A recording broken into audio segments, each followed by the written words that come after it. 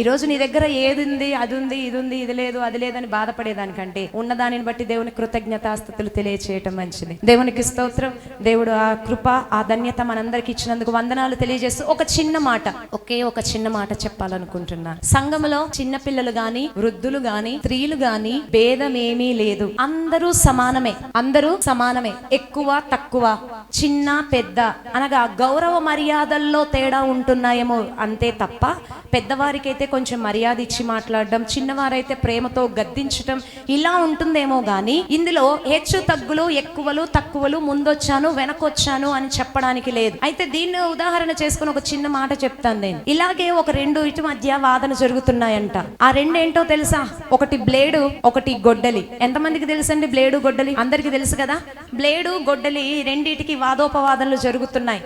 నేను షార్ప్ అంటే లేదు నేను స్ట్రాంగ్, లేదు నేనే అన్నిటిని కట్ చేయగలనంటే లేదు నేనే ఒక దెబ్బతో అన్ని పెరికి వేయగలనని. ఇవే ఒకటికి ఒకటి వాదోపవాదనలు. అంటే వాదన వేసుకుంటున్నా, ఎదురువాదం వేసుకున్నా, నేను గొప్ప అని వాదన వేసుకుంటున్నాయి. ఈ రెండింటి వాదన చూసిన ఒక వ్యక్తి ముందుకు వచ్చి ఏంటి మీ సమస్య అంటే, ఇదిగో మా ఇద్దరిలో ఎవరు గొప్ప ఏం తేలట్లేదు అని చెప్తే ఆ వ్యక్తిని ఆలోచించి ఒక నిర్ణయానికి వచ్చి ఆ బ్లేడును తీసుకుని వెళ్ళి ఒక చెట్టు దగ్గర నిలబెట్టాడంట. ఆ గొడ్డల్ని తీసుకొని వచ్చి ఒక బార్బర్ షాప్ లో ఒక వ్యక్తి దగ్గర నిలబెట్టాడు.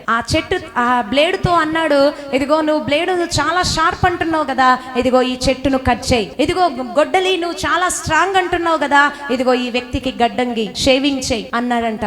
సాధ్యమా? బ్లేడుతో చెట్టును కట్ చేయగలమా? గొడ్డలితో ఒక మనిషికి షేవింగ్ చేయగలమా? చేయలేం. అప్పుడు అర్థమైంది వాటికి, అదేంటి నేను బ్లేడు షార్ప్ గా ఉంటాను గానీ నేను ఈ చెట్టును ఎలా నరకగలను, నేను స్ట్రాంగ్ గా ఉంటాను గానీ ఈ మనిషికి షేవింగ్ ఎలా చేయగలను కదా. దేనికి ఉండే ప్రత్యేకత దానికే ఉంటుంది. దేవుడు ఎప్పుడు ఎవరిని ఎలా ఎన్నుకోవాలో, ఏ స్థితిలో ఎవరిని నడిపించాలో, ఏ సమయానికి ఎవరిని నిలవబెట్టుకోవాలో అది దేవుని చిత్తంలో ఉంటుంది తప్ప మనుషులు ఇది నేను గొప్ప అంటే కుదరదు. బ్లేడు చేయవలసిన పని బ్లేడే చేయాలి, గొడ్డలి చేయవలసిన పని గొడ్డలే చేయాలి. అంత మాత్రాన బ్లేడు చేసింది కదా అని బ్లేడు గొప్పదని కానీ, గొడ్డలి చేసింది కదా అని గొడ్డలి గొప్ప అని కానీ చెప్పడానికి వీల్లేదు.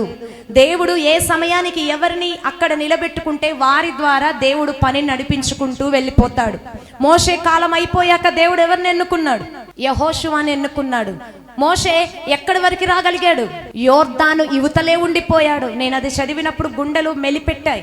ఎంతగా నడిపించాడు మోషే ఇశ్రాయేలు ప్రజల్ని. కానీ ఎక్కడి వరకు వచ్చాడు? యోర్దాను యువతల వరకే ఉన్నాడండి. యోర్దాను దాటి కానానుకు రాలేకపోయాడు. కానానుకు తీసుకొని వెళ్ళింది ఎవరు? యెహోషువ, కాలేబు ముందుండి సంఘాన్ని తోడుకొని వెళ్ళారు. అంతవరకే మోషే సమయం. దాని తర్వాత దేవుడు చెప్పాడు, ఇదిగో నువ్వు యెహోషువను బలపరచు, యెహోషువకు ధైర్యం చెప్పి ముందుకు నడిపించు. అంతే. అంత మాత్రాన యెహోషువ అనుకోవడానికి లేదు నేను గొప్ప, దేవుడు నన్నే పిలుచుకున్నాడు, నేను చాలా ప్రాముఖ్యని కాబట్టే దేవుడు నన్ను ఏర్పాటు చేసుకున్నాడని చెప్పడానికి వీల్లేదు. దేవుడు ఎవరిని ఎప్పుడు ఎలా ఎన్నుకుంటాడో ఆ సమయాన్ని బట్టి, ఆ పనిని బట్టి దేవుడే ఏర్పాటు చేసుకున్నాడు. సంఘంలో కూడా చిన్నలు ఇక్కడ మొదలు ఆ చివరి వరకు, ఇక్కడి నుండి అక్కడి వరకు ఎవ్వరు కూడా చిన్న పెద్ద అనేది లేదా ఎక్కువ తక్కువ అనేది అసలు ఏమీ లేదు. గమనించాలి. ఇక్కడ మొదలుకొని ఇక్కడి నుండి అక్కడి వరకు ఎక్కువలు తక్కువలు, ఆస్తిపాస్తుల్లో కానీ కుల భేదాలు ఇవి సంఘంలోనికి రానివ్వద్దు.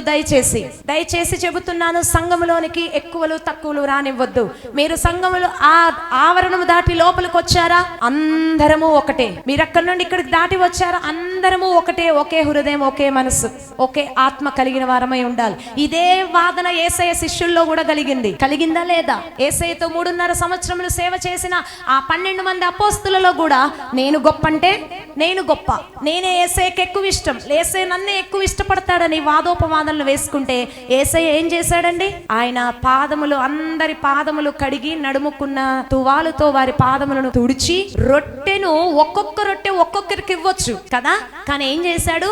రొట్టెను విరిచి పంచి పెట్టినట్టుగా ఉంది. ఇక్కడ సంఘంలో కూడా మీరందరూ అందరూ కూడా సమానమే. మాకు ఎవరు ఎక్కువ కాదు, ఎవరు తక్కువ కాదు. మీలో మీరు కూడా మేము ఎక్కువ మేము తక్కువ అని చెప్పుకోవడానికి కూడా వీల్లేదు. దయచేసి ఒకవేళ చూపించే విధానంలో, పలకరించే విధానంలో ఎదురు పడ్డేటప్పుడు ఏదన్నా అందులో తేడా ఉంటే, ఒకవేళ సమయంలో అక్కడుండే జరిగిన దాంట్లో ఏదన్నా మీకు అలా అనిపించవచ్చునేమో గానీ, మా హృదయంలో ప్రతి ఒక్కరు ఇక్కడ మొదలు అక్కడ వరకు అందరూ ఒకే ప్రేమతో ప్రేమించే వారిగా దేవుడు మమ్మల్ని నిలబెట్టుకోవాలని, మేము కూడా అలాగే ఉండాలని తీర్మానం చేసుకొని ముందుకు వెళ్తున్నాం.